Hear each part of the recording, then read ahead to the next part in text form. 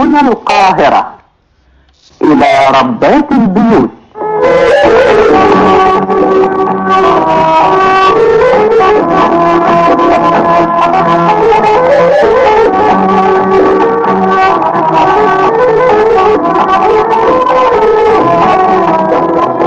عزيزتي المستمعة، أهلا بك. أهلا أهلا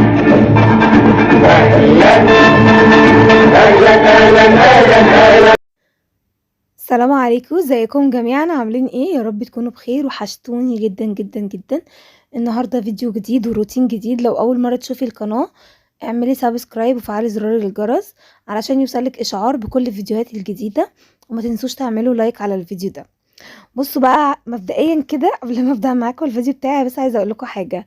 الفيديو ده المفروض ان هو كان تكمله للفيديو اللي هو نزل لكم قبليه، لانه المفروض ان انا عرضت لكم الحاجات اللي هي بتاعت المطبخ، وبعدين انا قمت علشان اعمل روتين في المطبخ، وكمان اعلق بقى معاكم ايه، الزق الحاجات اللي احنا جبناها. بس لقيت الفيديو طويل جدا جدا، فقلت لا خلاص هقسم لكم الفيديوهين.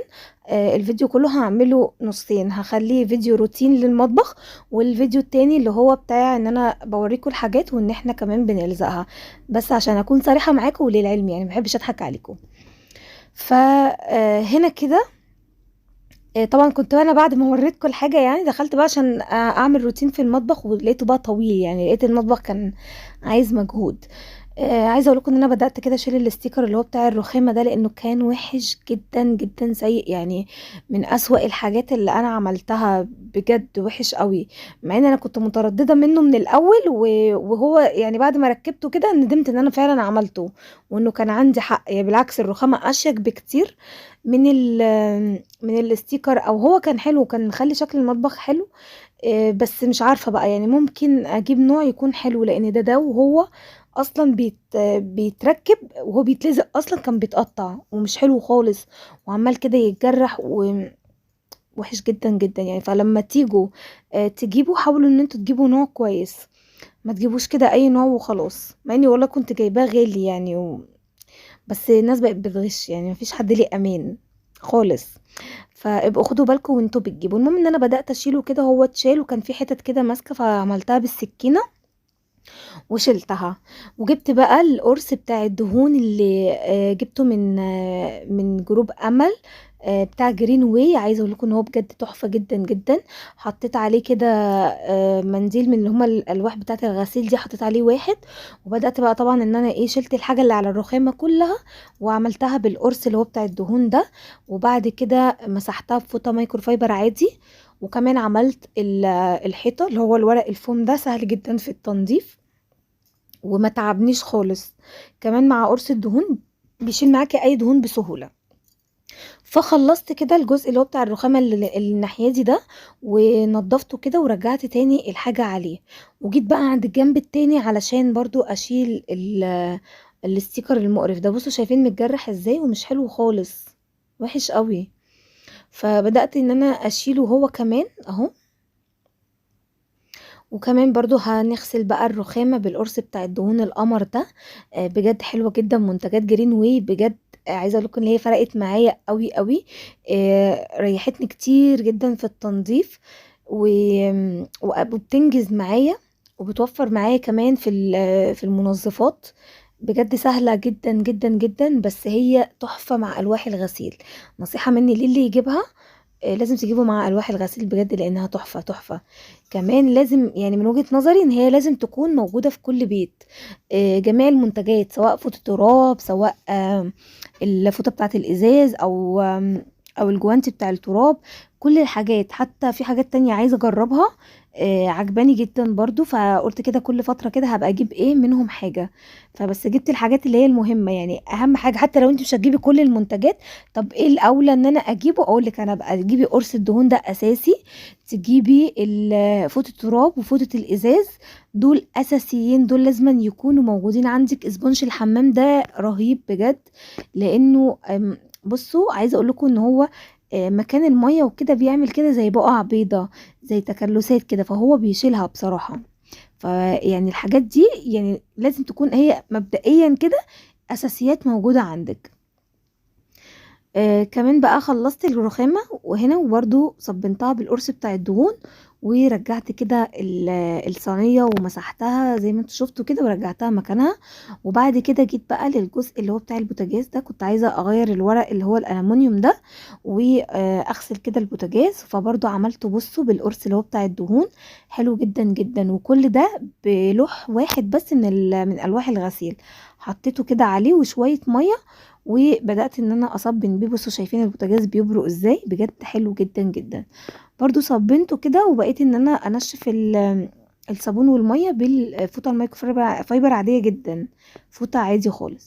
فممكن تيجي وممكن تستبدلي القرص بتاع الدهون ده بالفوطه بتاعه الدهون، في فوطه للدهون. فده او ده الاتنين حلوين جدا جدا جدا، وعمليين قوي بصراحه واستخداماتهم كتيره، بجد يعني حلال فيهم الفلوس بأمانة يعني. برضو هسيب لكم اللينكات بتاعت جروب امل جرين واي للي حابب ان هو يدخل يجرب المنتجات بتاعتها، واللي يجربها يقول لي في التعليقات ايه رأيه فيها، لانها بجد انا مبهورة بيها جدا يعني. بصوا هنا كده اهو خلصت البوتاجاز، وبعد ما خلصت طبعا انتوا عارفين ان انا لازم بعد ما بخلص تصبين ان انا انشف بمنديل، بيفرق جدا، بيخلي الحاجه مش مجيره، وكمان بيخليها بتبرق كده ومنوره. شايفين البوتاجاز بيبرق ازاي؟ عشان بس في الاخر خالص نشفته بمنديل. فخصوصا الحاجات اللي هي الاستانلس والمرايات والحاجات اللي زي كده لازم تعمليها كده بمناديل في الاخر عشان تبقى بتلمع معاكي. فخلصت كده البوتاجاز وعملت الشفاط. هو المفروض كنت عملت الشفاط الاول يعني، بس متفهموش ايه الغباء اللي عندي ده فخلاني عملت البوتاجاز. المهم ان انا عملت الشفاط، وبعد كده بقى نزلت اعمل كده الوش بتاع البوتاجاز من تحت اهو. عملته كده بالقرص بتاع الدهون زي ما انتم شايفين. عايزه اقول لكم بقى ان هو شال كل الدهون اللي بتكون حوالين اللي هي المفاتيح بتاعه البوتاجاز. ان هي القرص ميزته ان هو صغير، فبتعرفي تتحكمي فيه ان هو بيدخل في التفاصيل اللي هي الصغيره دي، بينضفها كويس جدا. فانجز معاه زي ما انتم شفتوا كده. وبعد كده نشفت بالفوطه المايكرو فايبر، بعد كده نشفت بمناديل. وهنا كده حطيت ورقه من الفويل جديده. انا عايزه اقول لكم في ناس مش بتحبها، وهي البوتاجاز من غيرها اشيك يعني، بس هي بصراحه بتشيل كتير جدا جدا يعني، بتشيل 80% من الدهون عن البوتاجاز وعن ان انت تصبني فيه كتير. المهم ان انا حطيتها على البوتاجاز. وهنا كده كنت جبت بقى العيون، وتعالوا بقى اوريكم، بس مش العيون بقى، انا جبت اللي هي النحاس، العيون النحاس مش الالومنيوم. انا باكد عليكم اهو عشان ده ليه طريقه في التنظيف وده ليه طريقه. النحاس دي طريقته ان انا كده جبت كده ميه وحطيت فيها ميه سخنه، وحطيت فيها معلقه كربوناتو او بيكنج صودا حسب ما بتقولوا، وحطيت فيها كمان معلقه من ملح الليمون، وفي ميه سخنه وحطيت فيها العيون النحاس. الطريقه دي للنحاس بس مش للالومنيوم، عشان هيسود معاكي لو عملتي كده، للنحاس بس. ورحت بقى هحطها على النار، هسيبها على النار كده اهو شويه. خدت كده عين كده ورجعتها، وقلت بقى ايه عشان احط عليها، بتسيبيها تغلي كده بتاع ربع ساعه ولا حاجه، وبعد كده خلاص بعد كده بتصبنيها. المهم ان انا سبتهم يغلوا، وجيت هنا بقى للكتل كمان عشان برضو كان عامل تكلسات، والموضوع ده انا بعمله يعني كل 10 ايام مثلا. فحطيت كده ميه سخنه، وحطيت برضو مع شويه من الخل وحبه من البيكنج صودا او الكربوناتو، وحبه من الملح الليمون، معلقه صغيره من كل حاجه، وشويه ميه صغيرين، وبتسيبيه تولعي عليه كده الكتل، بتفتحيه وتسيبيه لحد ما يغلي ويفصل. وبعد كده بتلاقي كل التكلسات دي راحت، والقعده بتاعت الكتل بتلاقوها منوره منوره حرفيا، كاني رجعت جديده تماما. بس بقى بعد كده جيت هنا كده عند الدوارة اللي هي بتاعت التوابل، وقلت برضو انضفها كده هي كمان. جبت الاسبونج وبقيت ان انا اغسلها كده وبمسحها كده بالفوطة اللي هي المايكرو فايبر، علشان طبعا هي فيها التوابل وكده، فمش عايزة ان انا ايه ادخل فيها ميه يعني. فبس ايه لمعتها كده علشان الزيت ما يتراكمش عليها ويبقى عليها دهون كتير، فكمان تبقى صعبة عليا اصلا في الاستخدام. فعملتها بالسبونج، وبعد كده مسحت كل البطرمانات بالفوطه المايكرو فايبر زي ما انتم شايفين. هي الدواره بس نفسها هي اللي انا غسلتها تحت الميه. هنشف بقى كل البطرمانات، وبعد كده هنشف الدواره نفسها بالمناديل وكده عشان تكون ناشفه، علشان الميه لو سبتوها على الاستانلس وكده ممكن تعمل تجير.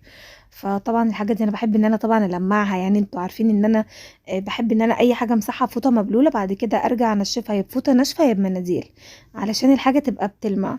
لو سبتيها بس ان هي ممسوحه بفوطه مبلوله وبس، هتلاقوا الميه عامله علامات كده مكان ما مسحته، و عامله كده زي مجيره، او عامله اللي هي الملطشه كده يعني زي بالميه، فاهمين؟ ف لازم ان انتوا اي حاجه تمسحوها بفوطه مبلوله تعملوها بفوطه ناشفه بعديها او بمناديل.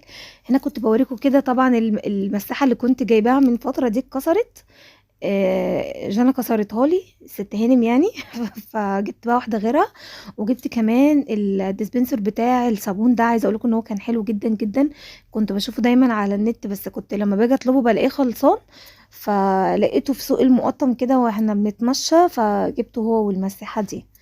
كل الحاجات اللي كنت بقعد ادور عليها في النت وكده يعني لقيتها هناك بصراحه، فقلت بقى كده كل ما انزل او اخطف كده كام حاجه من الحاجات اللي هم ايه ناقصني. بس كده هنا اهو ركبت كده الدوار اهو، حطيت فيها كل البطرمانات وهنرجعها مكانها. هنا طبعا الكاتل خلاص بعد ما نضف، شايفين بقى بصوا من جوه القاعده بتاعته منوره زي الاستانلس. كانت الاول طبعا مليانه تكلسات اللي هو الابيض ده، فكان يعني كنت قرفانه منه بصراحه، فمسكته بقى بعد ما طبعا هو من جوه خلاص نضف تمام.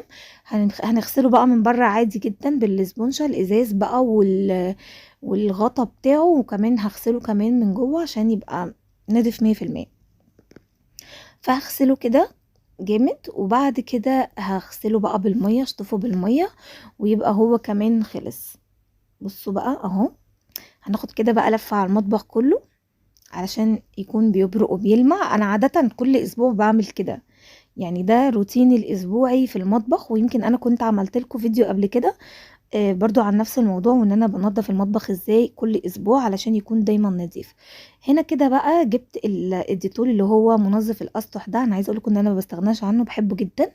بعمل ايه بقى؟ بجيب بخاخه فاضيه وبحط كده فيها شويه منه وبزودها ميه، وبعد كده بقفلها اهو زي ما انتم شايفين كده، هزودها ميه بعد كده بقفلها. بعمل بيه ايه بقى؟ بعمل بيه الرخامات بعد ما بخلص الاكل، ارش كده على الرخامه، يبقى نضفتها وطهرتها في نفس الوقت. بستخدمه في روتيني الاسبوعي في المطبخ، ان انا بعمل بيه الظرف، برشه على الظرف وبمسح بالفوطه. طبعا نضفت وطهرت كمان الظرف. هنا بس ايه الاول كده جبت كده المناديل اللي هي الوايبس دي بتاعت كولوريكس اللي انا دايما اكلمكم عنها، بتاعه التنظيف. عايزه اقول لكم ان هي بجد روعه، ده كفايه ريحتها، اكتر ريحه تحفه اللي هي بريحه الليمون. هو في روايح مختلفة، في بالورد وفي كذا ريحة تانية، بس اللي بالليمون دي بجد بتحسسني كده بريحة نظافة، كمان بتنجز معايا. يعني بصوا شايفين كده اللي هو منديل، وعلى طول كده بتلاقوا ان هو نظف معايا كويس جدا وخلى الحاجة بتلمع. وخصوصا في الأجهزة، يعني الأجهزة دايما أنا بحب ان أنا أتلاشى ان انا اعملها بالميه. غير بقى الحاجات، عشان كان في قبل كده حد بيقولي حرام عليكي كنت بغسل مكنه القهوه دي بالميه، فهي مش مضره ان انا اغسلها بالميه، هي عادي، لان دي حاجه انا بشرب فيها، فمش هينفع ان انا اكتفي بس بان انا امسحها، لازم اكون غسلاها من جوه ومتاكده ان هي نظيفه 100%. فقعدت تقولي والله حرام عليكي الاجهزه ومش الاجهزه. لا مش حرام عليا والله، انا عارفه انا بعمل ايه. اكيد انا هخاف على حاجتي اكتر من اي حد، خصوصا ان حاجتي غاليه، ف يعني اكيد هحافظ عليها. فالحاجه اللي ما بينفعش ان هي تيجي عند الميه بكتفي ان انا امسحها بالوايبس بس، لكن الحاجه اللي ينفع ان هي تتغسل بالميه تمام بغسلها، المهم ان هي تديني نظافه. اصل انا برضو مش هروح احافظ على حاجه واجيب لنفسي مرض، يعني دي مكنه انا بشرب فيها قهوه، فلازم ان هي تكون من جوه نظيفه، فلازم ان هي تتغسل من جوه بالميه، لان بيكون فيها بقايا بن كتير جدا. فالمهم يعني ان انتوا ما تقلقوش، لو حاجه انا بغسلها بالميه اعرفوا ان هي تماما امنه ان انا اغسلها بالميه، مش الميه مش غلط عليها. بس المهم ان انا نضفت كده المكنه بتاعه القهوه دي، وبعد كده عملت المكنه التانية اللي هي بتاعه الاسبريسو بقى والكابتشينو كده، برضو مسحتها كده بالوايبس ونضفتهم، وكده الكاتل والمكن بتاع القهوه كله بقى نظيف تماما. جبت بقى الستاند كده اللي انا حاطه عليه طقم الشاي والسكر والقهوه ده، غسلته تحت الميه ومسحت كده الرخامه مكانه. وطبعا خدت معايا الجزء بقى اللي هو الحيطه بتاع ظهر الحوض ده كمان اهو زي ما انتم شايفين كده. بصوا ده اسبوعيا عايزه مطبخك دايما نظيف، ما تحسيش ان هو وسخ معاكي، ولما تيجي تنضفيه ما تحسيش ان انت مش عارفه تنضفي فين ولا فين ولا فين. اعملي كده الموضوع. تقولي لي لما انا كل اسبوع، طب انا اسيبه بقى شهر ولا حاجه واعمله مره واحده احسن لي بدل ما انا اعمله كل اسبوع. والله ابدا، المجهود هيكون مضاعف. شوفي لو انا اخدت وقت ساعه في التنظيف وكل اسبوع هتاخدي لك يجي 3 ساعات، على لان طبعا المطبخ بالذات الدهون بتتراكم فيه، بتطرطش على الحيطان وعلى التوابل وكل حاجه. فلو ما اتمسحتش اول باول هتتراكم عليكي، وغير ان انت لما تيجي تغسليها كمان هتفضلي تدعكي فيها كتير جدا، وكمان مش يعني ايدك هتوجعك، وكمان مش هتنضف معاكي بسهوله، وكمان هتلاقي مكانها كده مجير من كتر ما هي ما بتطلعش، هتلاقوها ناشفه وجامده مش هتطلع معاكي بسهوله.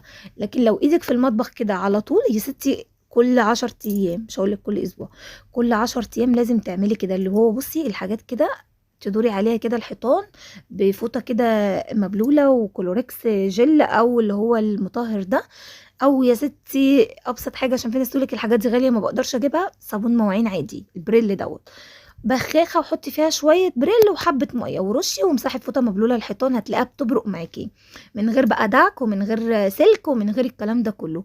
ليه بقى هتنضف معاكي على طول؟ عشان ايدك اول باول في المطبخ. فزي ما قلت لكم انا كل اسبوع بعمل كده، عشان كده تلاقوني دايما المطبخ عندي نظيف، الدنيا عندي نظيفه. انا بقول لكم المعلومات دي علشان انتوا بتسالوني ازاي دايما بيتك نظيف، ازاي بتحافظي عليه ان هو دايما نظيف وعندك عيال وكده. لازم اوفر وقت للبيت، لازم ان انا كل اسبوع يا ستي ساعات ما يعني ما بلتزمش ان هو اسبوع، ممكن يحصل لي ظروف فممكن يكون 10 ايام. المهم ان انت ما تطوليش عن كده وتعملي كده نفس اللي انا بعمله ده. الاجهزه ان انت تغسليها، رخامات المطبخ، بوتاجازك، الحيطان، الكلام ده كله لازم يكون كده نظيف على طول، علشان يسهل عليكي في التنظيف، وكمان يكون شكله يفتح النفس. لان المطبخ ده يعني انا بالنسبه لي انا معظم وقتي بقضيه فيه، فلازم يكون مريح لعينك. فعشان كده انا بحب ان انا اهتم بكل تفاصيل البيت عامه مش المطبخ بس. هنا كده جبت بقى، كنت خلصت حتى البطرمانات بتاعه الشاي والسكر دي، لمعتها زي ما انت شفتوا بالوايبس كده ورجعتها في مكانها، وجبت كده الجيف ده ورحت حطيت منه في الحوض. انا عايزه اقول لكم ان هو بجد تحفه، يعني اللي ما بيستخدموش فايته كتير، بيخلي الاستانلس ده بيرجع كده بيبرق كانه لسه جديد. فبحط كده منه شويه في الحوض وبقوم عامله ايه، وعامله بقى منه الحنفيات وبعمل منه الحوض اغسله بالاسبونشه زي ما انتم شايفين كده، بيخلي الحوض بصوا زي المرايه، هتلاقوه في الاخر بيلمع. لو الحوض عندك مجير مغيم في بقع سودا في مش عارفه ايه الكلام ده كله هو بيشيله. وحلو كمان جدا جدا لو استخدمتيه على البوتاجاز، لان هو للستانلس، البوتاجازات اللي هي فيها ستانلس بينورها وبيرجعها كده كانها جديده. فهنا خلصت كده، وعايزه اقول لكم على حاجه، انا هنا عملت الحوض وانا لسه ما عملتش ذره في المطبخ، بس عشان عملت مكان القهوه وكده فقلت خلاص بقى اخلص الجزء ده بالمره. وكده كده يعني انا مش هعمل حاجات في الحوض كتير، يعني مش هغسل فيه حاجات كتير وكده، اللي فاضل حاجات بسيطه. جبت بقى البخاخه اللي انا عملنا فيها الديتول اللي هو المطهر ومنظف في نفس الوقت، وجيت جيت بقى كده اهو بفوطه ميكروفايبر طبعا ناشفه، وبقيت ارش كده على دواليب المطبخ والادراج، وبقيت امسح زي ما انتم شايفين كده بالشكل ده لحد بقى ما الظرف معاك كلها تخلص. هتلاقوا بقى كل حاجه كده بتلمع وبتبرق معاكي وزي القشطه. بفرح جدا لما بتكتبوا لي في الكومنتات قد ايه انتوا بتحبوا الروتينات بتاعتي وقد ايه بتستفيدوا منها وقد ايه انا بشجعكم. بجد انا كمان بتشجع بكلامكم وببقى فرحانه بيه قوي وبجد والله العظيم وحياة ربنا لو انا كسلانه او ماليش نفسي ان انا اعمل اي حاجه، لما بقرا تعليقاتكم بفرح بيها جدا وبتشجع ان انا اقوم اصور، لان كلامكم بيشجعني زي ما انا بشجعكم. فاحنا بنستفيد كلنا من بعض واحنا كلنا بنشجع بعض. ان انا بشجعكم على حاجه حلوه بجد، يعني ربنا يخليكم، يعني ان انتوا حسستوني ان انا فارقه في حياتكم، ان انا بعمل يعني باثر فيكم ان انتوا تعملوا حاجه حلوه، لان بجد النظافه دي حاجه حلوه جدا. ما ينفعش ان يكون في ست مش نظيفه في بيتها او مش بتهتم ببيتها، ست تكون نظيفه في نفسها وتكون نظيفه في بيتها كمان. كان حد قال لي في كومنت انا بعمل في بيتي بس ما بلاقيش وقت لنفسي. لا، ما تخليش بيتك يجي على حساب نفسك، لازم توازني بين ده وبين ده، لانه إن عادة النظيف اللي بيحب النظافة ده بيكون نظيف في كل حاجة، في بيته وفي نفسه وفي عياله وفي كل حاجة، بيكون نظيف في كل حاجة. يعني انا بحب النظافة، مش هينفع ان انا اكون نظيفة في بيتي ومأهملة في نفسي، لا طبعا، لازم ان انت تكوني موازنة بين ده وبين ده. انت لو اديتي لنفسك ساعة واحدة في اليوم هتبقي تمام، ساعة واحدة افصلي فيها. بصوا هنا كده جبت الفوطة بتاعت جرين واي اللي هي بتاعت الازاز، شايفين بقى انا مسحت بيها الازاز، شايفين الازاز؟ بص هو بيتكلم عن نفسه، بصوا ان هو بيلمع ازاي، بجد انا مبهوره بيها جدا جدا جدا، بجد حلوه قوي، بقت تنجز معايا، وفرت عليا ان انا ارش بالجلانس وارجع امسح بالمناديل واستهلك مناديل كتير جدا على ما انضف وتنشف معايا وامسح الجير ومكان الميه. هي وفرت عليا كل الكلام ده كله. بصوا انجزت معايا، الحاجه اللي خدت معايا مثلا نص ساعه الازاز، لا على طول مسحتها بالفوطه اللي هي بتاعت جرين واي بتاعت الازاز، وبقى بيلمع وزي القشطه زي ما انتوا شايفين كده اهو. عملت كده الازاز بتاع المطبقيه والارفف كمان اللي هي في الناحيتين الاوبن دول، ومسحت طبعا زي ما انتوا شفتوا الظرف بالبخاخه اللي احنا عملناها مع بعض. همسح كمان الجزء اللي هو ده كمان، بصوا اهو بالفوطه بتاعت الجرين واي بتاعت الازاز، خلاه بجد بجد بتبرق، فرقت معايا جدا جدا. المنتجات بتاعت جرين واي دي مش قادره اقول لكم ان هي سهلت عليا التنظيف قد ايه، وفرت عليا وقت ومجهود ازاي، وفرت عليا كمان شراء منظفات كتير ملهاش لازمه، فبجد حلوة قوي. طبعا خلصت خلاص الجزء بتاع المطبخ، الدواليب والكلام ده كله خلص خلاص. وهنا كده بقى جيت مسكت هما تبصوا بقى بعد ما اتغلوا في الكربوناتو والملح الليمون والخل، او انا ما حطيتش خل، كربونات وملح ليمون وميه، وسبتهم يغلوا على النار ربع ساعه. بصوا بقى مش قادره اوصف لكم هما بقوا بيلمعوا ازاي. يعني الوصفه دي او الخلطه دي للحاجات اللي هي النحاس، للنحاس، فالنحاس هو تماما جدا هيرجعوا لي الجديد 100%. المهم ان انا خلصتهم خلاص، و سبتهم بقى كده يتصفوا، وجيت بقى هنا كده قلت اكمل بقى باقي الاجهزه، اعمل بقى الستاند ده بالاجهزه اللي عليه كلها. الميكروويف طبعا عملته بقى زي ما انتم شايفين كده، مسحته كده بالوايبس، و اهو زي ما انتم شايفين. بصوا هو اصلا كان نضيف يعني، بس طبعا مكان بقى التسخين ومكان مش عارفه ايه وكده، فقلت بقى ان انا المعه. هجيب بقى كمان فوطه الازاز بتاعت جرين واي، لان هو طبعا زي ما انتم شايفين كده ان هو الوش بتاعه ازاز من بره، فمسحتها بيه. بصوا مش قادره اقول لكم كان مبصم وكان زي الزفت يعني، فهي نضفته بصراحه على طول. انا هنا كده جبت الفوطه الميكروفايبر، بمسح حواليه كده الستاند من بره مكان ما هو موجود. بص انا هنا بوريكم ان هو بقى بيبرق ازاي من الفوطه. بس جيت بقى عند الفرن، هو اللي كان متوسخ بصراحه، عشان كنا طبعا عاملين فيه بطاطا ومكرونه بشاميل وايه، وكنا عاملين فيه شويه حاجات يعني. فالبطاطا طبعا مكان التسويه فكانت منقطه كده، فاهمين انتوا؟ فاللي هو نقطته ده نشف، اتحرق مع الفرن وهو شغال، فطبعا كان محتاج حاجه قويه شويه، فاستخدمت له السترس، استخدمت له سترس وصبنته بالاسبونج عادي اللي انا بستخدمها بتاعه المواعين، وغسلته بيها كده زي ما انتم شايفين بالشكل ده كله بقى، من الجوانب ومن فوق ومن تحت. وبعد كده مسحته بالفوطه الميكروفايبر.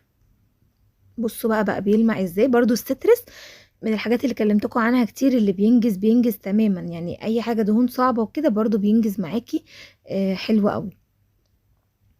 مسحت بقى كده الفرن كله كده زي ما انتم شايفين بقى بيلمع. وهنا كده هفك الوش الازاز بتاع الفرن علشان هو كمان كان عايز يتغسل يتلمع يعني. فبصوا انا غالبا كنت بغسله، على فكره بغسله تحت الحنفيه، بس هنا بقى بصوا بقى مسحته بالفوطه بتاع الجرين واي بتاعه الازاز. عايزه اقول لكم ان هي نضفته في ثواني، ما شاء الله بجد حلوه قوي قوي. خلصت بقى كده خلاص الفرن اهو من جوه، هركب كده الازاز بتاعه وهقفله.